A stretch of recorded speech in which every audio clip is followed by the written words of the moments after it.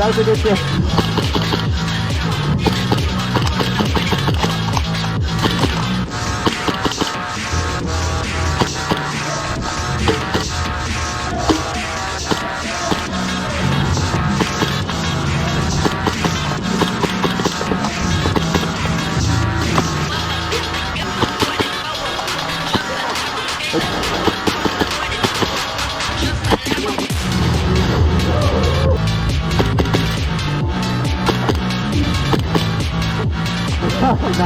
Nice job. Nice one.